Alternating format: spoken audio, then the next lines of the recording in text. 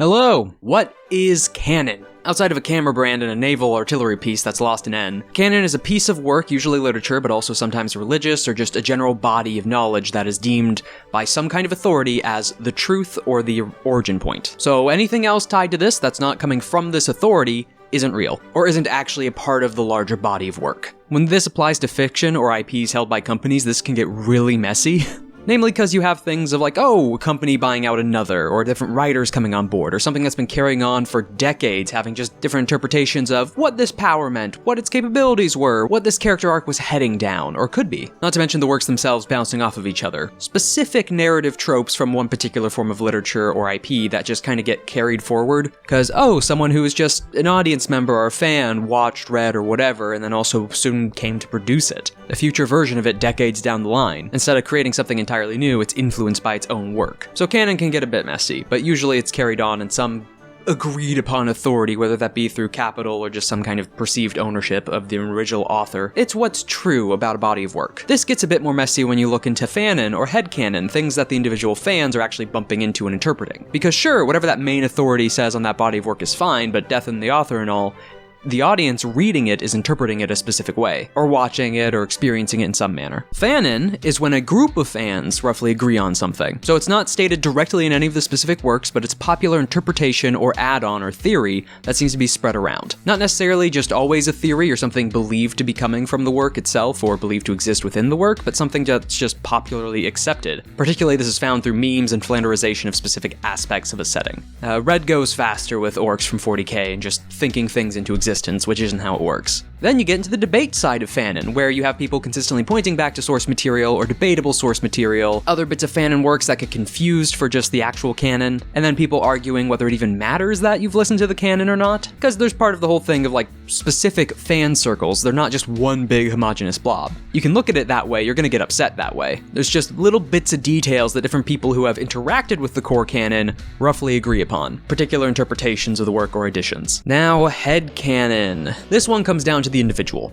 Also a popular phrase for someone just making some kind of fan fiction or just praised theory, or an individual's vocalized preference for an interpretation of a work. So instead of being something that's around a whole fan community, it's this one individual saying, hey, I read it this way, or I like it this way, or just keeping it to themselves and reading or interacting with this work in one particular way. All of it in their head. Not necessarily directly to the main work, and not even necessarily approved of by the fans, but just kept internally. Big difference between headcanon and fanon, which are really closely tied, is that fanon has a group of people agreeing on it. And then you have canon, which is declared by the central perceived authority over that work as what is true. Now that's all well and good, and the rough definitions or explanations of all of those, very rough. When it comes to tabletop RPGs, that one gets into a weird mix, because you have multiple people around a table, and sometimes you are working with established settings. Some with established rules, some of them with even established mechanics or core accepted, hey, this system is canon, anything that's just a homebrew system isn't. Personally, I'm of the opinion that it doesn't really matter that much, or your own private sphere of fanon is all you really need to worry about. But when functioning at a table, there's no necessarily visuals present at all of them. When someone describes a location, a city, a place, similar to a book with just text, it's up to the headcanon or the interpretation of everyone around the table of what it actually looks like. The GM giving different descriptions of what's going on, or different voices, not being able to voice act necessarily. You can't actually make everything that you're trying to present at the table. With enough time, money, effort, and resources, you could, but that's not what people are doing. So everyone's dealing with their own internal bit of headcanon going on. Fanon is to let everyone at the group or tables agreeing on of like, oh, hey, yes, this is how this mechanic works, or this is how this bit of magic works, or hey, in our games, there's this wizard in this town, which in the main canon could theoretically be there. It doesn't contradict it, but it also doesn't strictly say that that one wizard is there. As a rough example of something being additive through fanon or headcanon. Because first it was in the head of whoever the GM was, or whoever was writing or making that character, etc. Then went to the group of the table, and then the table might go talk to other people about it and describe that one character from that one city, sometimes without stating, hey, it's from our games, or from this GM. Then all of a sudden it might get popular in some circles that there's just this wizard here, or it's a popular thing that carried on through a community or a blog, and suddenly multiple people are using this NPC, and all just automatically considering it as a part of the city. And then new people come in that don't have a knowledge of the base core canon of that city, and then they hear of this wizard related to it, and all of a sudden they just accept that as fact. Is that a bad thing? No?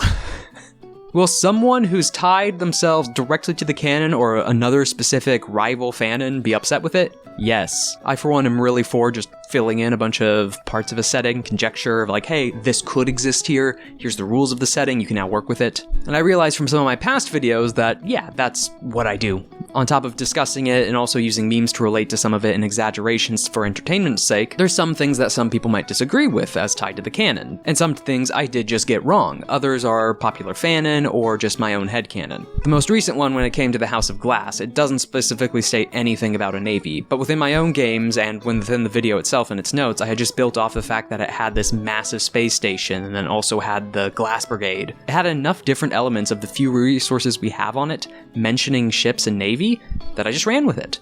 Is that necessarily wrong? That was my headcanon, then it became possible Fanon, and kind of fits, meshes with the canon, but not directly stated in the canon. Also comes down to individual preference on what kind of Fanon or interpretation you like. In short, it's just everyone views a setting differently, or how certain things work in a setting, so as long as it's okay between your small group around the table that are actively playing and working with this, then it's fine to let be.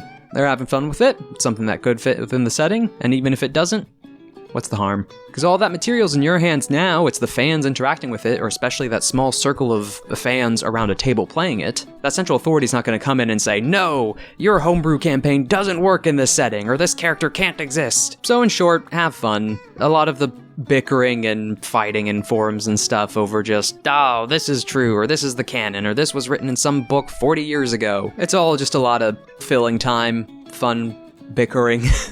Though if you have made it this far into the video, if you would please write down what headcanon or Fanon that you have of different settings, so mention the setting and then what kind of theory you have on it, or canon. Please do! I want to see a lot of them. Down in the comments, mention it away, whether it relates to some of the things I've done videos on so far, or settings I've mentioned, or just nothing I've mentioned at all. Let's see what different interpretations we can get down in the comments. And potentially those forums bickering. Please limit it, but I get it.